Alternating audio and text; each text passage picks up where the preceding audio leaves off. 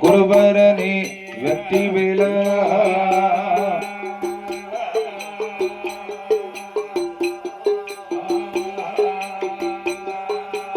சுவாமி கொண்டறிந்தேன் கொண்டறிந்தேன் மாமருகா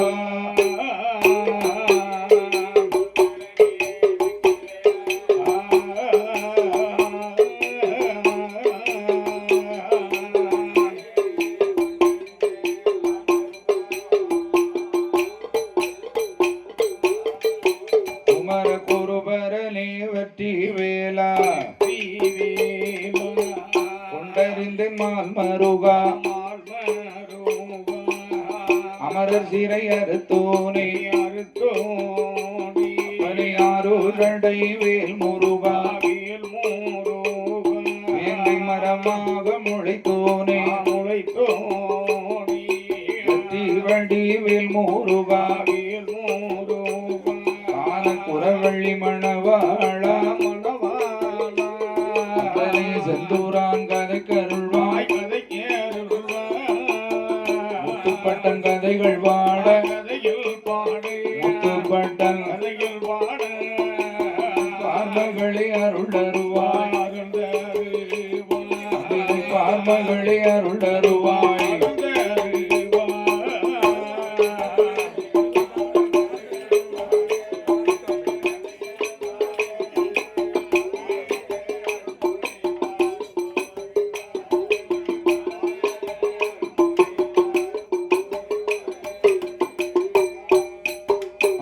நாட்டிலையோ நல்ல நாடு நாவலர்கள் புகழும் நாடு கோடை மழை பொழியும் நாடு பொழிந்த தென்றலது வீழும் நாடு அயனி அடமழையும் பொழியும் நாடு அடைச்சாரலதும் தோத்தும் நாடு காலமழை பொழியும் நாடு எல்லாம் விளையும் நாடு மாடு கட்டி போரடி தாயனி மாளாது செல்லலேந்து குதிரை கட்டி போரடி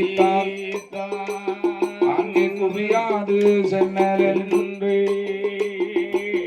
ஆனை கட்டி போரடி ஆனை கட்டி போரடிக்கும் அந்த ஆரிய நாடகிலே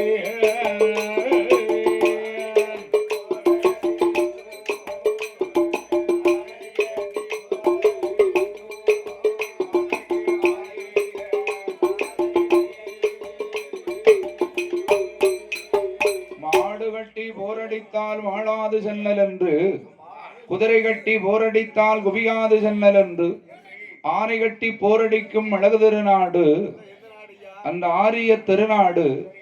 அந்த ஆரிய திருநாட்டில் வேதாந்த வேதியர்கள் வேதியர்குல அந்தணர்கள் அளவோடு வாழ்ந்து வரக்கூடிய ஆரிய திருநாட்டில் சோமாசி பட்டர் என்றும் சிவகாமி ஆட்சி அம்மாள் என்றும் கணவனும் மனைவியுமாக கடமை கண்ணியம் கட்டுப்பாடு தவறாமல் வாழ்ந்து வருகிறார்கள். அப்படி வாழ்ந்து வரக்கூடிய அந்த சோமாசி பட்டருக்கும் சிவகாமி ஆட்சி அம்மாளுக்கும் சொகுசோடு பெற்ற மக்கள் ஒன்றல்ல இரண்டல்ல 6 பேர்கள். அப்பாபட்டன் உப்பாபட்டன் ஆனந்தபட்டன் சங்குபட்டன் சரவணபட்டன் தர்க்க சோமலிங்கபட்டன் என்று அடுக்கடுக்காக 6 ஆண் குழந்தை இருந்தாலும் இந்த சிவகாமி ஆட்சியம்மாள் தன் அடுக்களை வேலை பார்ப்பதற்கு ஒரு பெண் குழந்தை என்று வருத்தப்பட்டு கோவில் கண்ட இடங்களெல்லாம் கும்பிட்டு வணங்கி தவமான தவம் இருந்து 7வது கர்ப்பமாக இருந்து 10வது மாதத்திலே அடிதுடியாக வயிறு வளைத்து மறுபடியும் ஒரு ஆண் குழந்தையை பெற்றெடுத்தார். 7வது பிறந்த பிள்ளை முன்பு பிறந்த 6 பிள்ளைகளை விட அழகு வாய்ந்த மகனாக இருக்கிறார். அப்படி முத்து போல பிள்ளை சொலிக்கிறார். அதனால் அந்த மகனுக்கு அழகோடு பெயர் கொடுக்க வேண்டுமே என்று நம் குலமோ பட்டர் சுவாமி குலம். நம் குலத்திலே முத்து போல பிள்ளை வந்து பிறந்ததனாலே அவனுக்கு முத்துப்பட்டன் என்று பெயர் கொடுத்தார். அப்படி 6 பேருக்கும் இளையவனாகிய 6 இளைய முத்துப்பட்டன். அப்படி பிறந்து வளர்ந்து வரக்கூடிய காலம் இந்த அண்ணன்மார்கள் 6 பேர்களும் பார்த்தார்கள், நாமளெல்லாம் படிப்புல அப்படித்தான். அதனால நம் தம்பியாகிய முத்துப்பட்டனை நல்ல முறையில் படிக்க வைக்க வேண்டுமே என்று 5 வயது முதலாக 16 வயதுக்குள் அத்தனை பாடங்களை அழகோடு படிக்க வைத்தார்.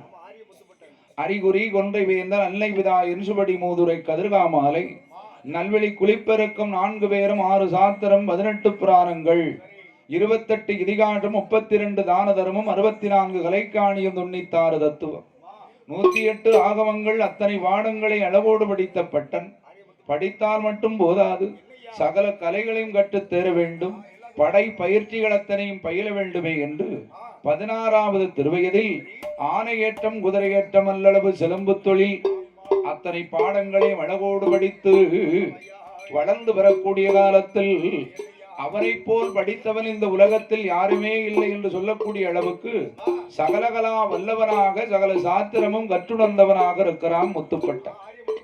அப்ப மூத்தவனாகி அப்பா பட்டன் பார்த்தார், தம்பி அவனே போதுமென்ற அளவுக்கு நல்ல முறையில் படித்திருக்கிறான். அவன் படித்த பாடங்கள் கலைகள் அத்தனை நமக்கு மட்டும் தெரிந்தால் போதுமா? இந்த ஆரிய திருநாட்டில் ஆயிரமான வேதாந்த வேதியர்கள் எல்லாம் இருக்கிறார்கள். அனைவர்களுக்கும் தெரிய வைக்க வேண்டுமே என்று மாசி மாதம் சிவராத்திரி அன்றைக்கு தம்பியாகிய முத்துப்பட்டனை ராமாயண திருக்கதை பாடச் சொல்கிறார் அண்ணனாகிய அப்பா பட்டன். அப்படி ராமாயணம் கதை பாட வேண்டுமே என்று ஆயிரமான வேதாந்த வேதியர்கள் மத்தியிலே சபை நடுவே அமர்ந்தான் முத்துப்பட்டன். இந்த சபையை ஏறெடுத்து பார்த்தான். இந்த முத்துப்பட்டனுக்கு ஒரு சபை கூச்சம். ஏனென்றால் கீழே இருந்து 1000 பேசிடலாம், இந்த மைக்க பிடிச்சு ஒரு 5 நிமிஷம் பேசுங்கன்னு சொன்னா சில பேருக்கு கைகாலெல்லாம் பதறும். ஏனென்றால் அது சபை கூச்சம்.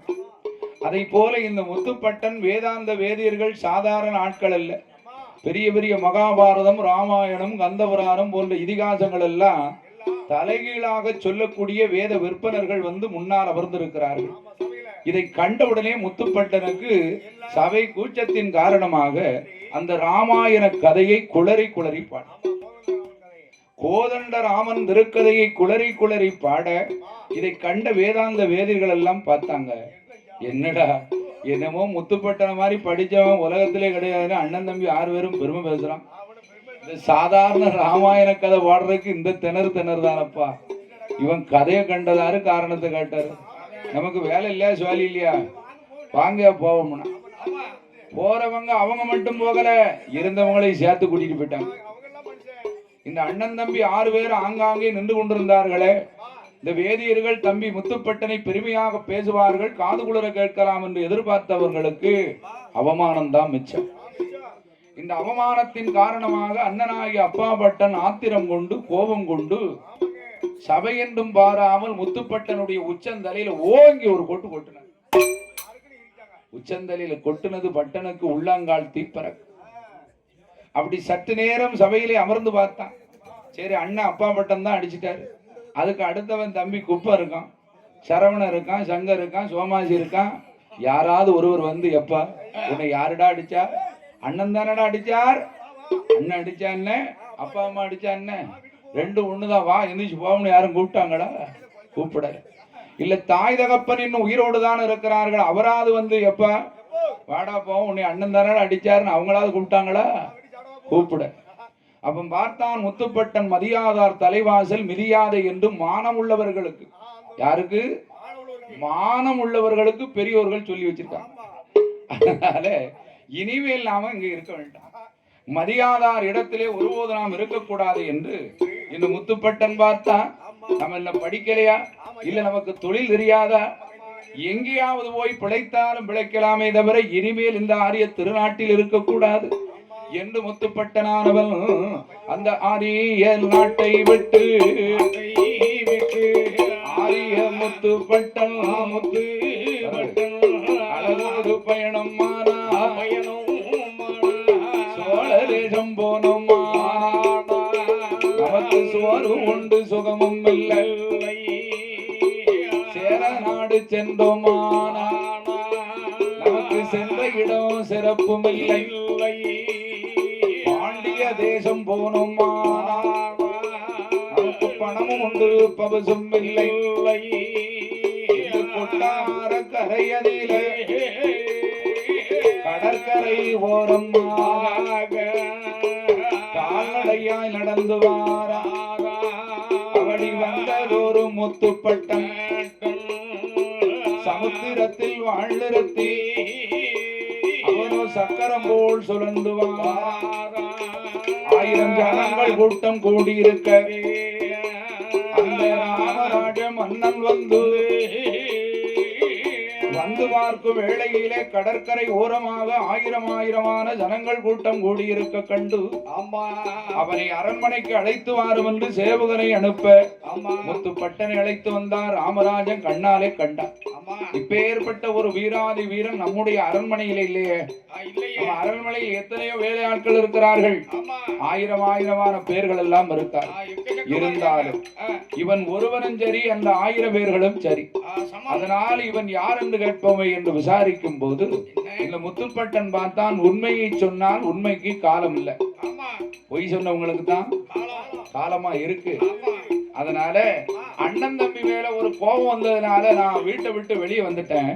உங்க அரண்மனையில வேலை விட்டு கொடுங்கன்னு சொன்னா கொடுப்பாரா? ஏதோ ஒரு செலவுல வந்திருக்கான், கோபம் தீர வரைக்கும் இருப்பான். கோபம் தீர்ந்துடுதானா உங்க வேலையை வேண்டாம் ஜோலி வேண்டாம்னு ஊரை விட்டு போயிருவான். அதனால இவனுக்கு வேலை போட்டு கொடுக்க கூடாது, எண்ணிடக்கூடாது அப்படின்னு உண்மையை மறைத்து பொய்யான வார்த்தையை சொல்ல. தாய் இல்லை, தகப்பன் இல்லை, தற்காக்கவரும் இல்லை, எனக்கு அண்ணன் இல்லை, தம்பி இல்லை, ஆதரிப்பார் யாரும் இல்லை, வளர்ப்போர்க்கு பிள்ளையாக வந்தேனையா உமது வாசல் என்று முத்துப்பட்டன் சொன்ன போது கொட்டார கரையாளும் அந்த ராமராஜ மன்னன் தானே. ஏழடவாய் முத்துப்பட்டா, உனக்கு தாயில்லை, தகப்பன் இல்லை, தற்காக்க யாரும் இல்லை என்ற எண்ணம் இனி உனக்கு வேண்டாம். இந்த ராமராஜன் அரண்மனையில் நீ 1000 மந்திரிக்கும் அதிகாரம் மந்திரியாய் நீ அளவோடு இருக்கலாமே. இது ராமராஜன் மன்னன் சொல்ல உடனே சேவுகத்தில் மனுவெழுதி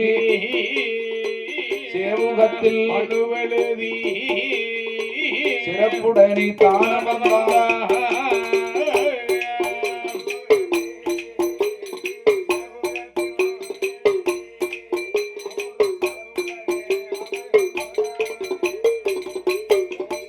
அவடி சேவுகத்தில் மனுவெழுதி 1000 மந்திரிக்கும் அதிகார முதல் மந்திரியாக முத்துப்பட்டன் பொறுப்பேற்றான். ராமராஜனுடைய அரண்மனையிலே மந்திரிக்கு மந்திரியாக அமர்ந்திருக்கிறான். சரி, 1000 பொன் சம்பளம், 500 பொன் வெகுமதி. இப்படி மந்திரியாக பொறுப்பேற்ற நாள் முதலாக மலையாள தேசம் எல்லாம் செல்வ செழிப்பு மிக்க நாடாக இருக்கிறது. இவன் மந்திரியாய் பொறுப்பேற்ற நாள் முதலாக சின்னஞ்சிறு களவு என்பது கூட கிடையாது. அப்படி இவன் மந்திரிக்கு மந்திரியாக பிள்ளைக்கு பிள்ளையாக கொட்டாரக்கரை ராமராஜனுடைய அரண்மனையிலே 6 முத்துப்பட்டன் அமர்ந்திருக்கிறான். அப்படி அமர்ந்த நேரம் நமக்கு அன்பு பாராட்டிய செல்லச்சிரிமான் என் தாயான உச்சிலி மாகாளி அம்மாளுடைய திருநாமத்தை கொண்ட உச்சி மாகாளி கோனார் அவர்களுடைய குடும்பத்தார்கள், பூவண்ணா பெருமாள் கோனார் அவர்கள் PS அவர்களோடு எம் இந்து தேவி அவர்கள், எம் ஹரி பிரசாத் அவர்களோடு எஸ் தேவி பிரசாத் அவர்கள், அவரோடு எஸ் இசாந்த், எஸ் சதீஷ், இவன் PS சுடலை அவர்கள், உயர் திருவாளர் ஐயா தர்மகர்த்தா அவர்கள், அவர்களுடைய குடும்பத்தின் சார்பாக இந்த மகா சபையிலே அவர்களும் நமக்கு 201 ரூபாய் 201 கோடியாக அள்ளி பணம் கொடுத்து அன்பளிப்பு செய்து அன்பு பாராட்டி இருக்கிறார்கள். அன்னார் அவர்கள் அன்னார் குடும்ப குலகோத்திரங்கள் வழி வழி வம்சங்கள் உற்றார் பெற்றார் உறவினர்கள் என்று என்றைக்கும் என் குத்துப்பெற இசைக்கு சங்கிலி பூதத்தார் தலவாய் மாடன் மாயாண்டி பலவேசக்காரன் ஆறிளைய முத்துப்பட்டன் பட்டவராயனுடைய கிருபையினால் அன்னார் குடும்ப குலகோத்திரங்கள் எல்லாம் வாழ்க வளர்க என்பதாக பிரார்த்தித்துக் கொண்டு இந்த ஆறிளைய முத்துப்பட்டனானவன் மந்திரிக்கு மந்திரியாக பொறுப்பேற்ற நாள் முதலாக இவன் தாய் தகப்பனை விட்டு என்றைக்கு பிரிந்து வந்தானோ அந்த நாள் முதலாக இவனுடைய இயக்கத்தினால் தாயின் தகப்பனும் படுத்த படுக்கையாக இருக்கிறார்கள். கடைசி பிள்ளை மேல தாய்க்கு அவ்வளவு பாசம், மூத்த பிள்ளை மேல தகப்பனுக்கு பாசம் அதிகமா இருக்கும். அது ஆம்பளை பிள்ளை பிறந்துடுதுன்னா தோல்ல ஓட்டுட்டு டீ கடையிலையும் பஸ்டாண்ட்லயும் நின்னுக்கிட்டு ஏமாவா ஏமாவா ஏமாவாம்மா. எதுக்கு?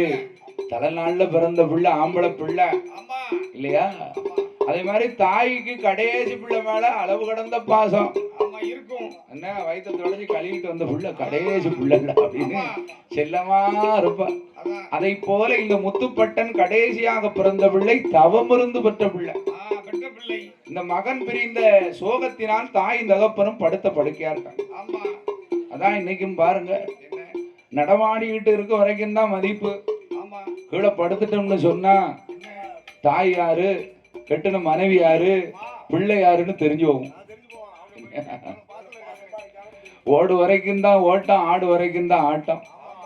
ஆடி முடிந்தா நடமாடும் போதே போய் சேர்ந்துடணும். என்ன படுத்த படுக்கையா இருந்துட்டா அவனுக்கு யார் துணையா?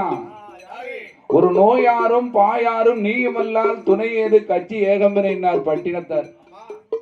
மனுஷன் நோய்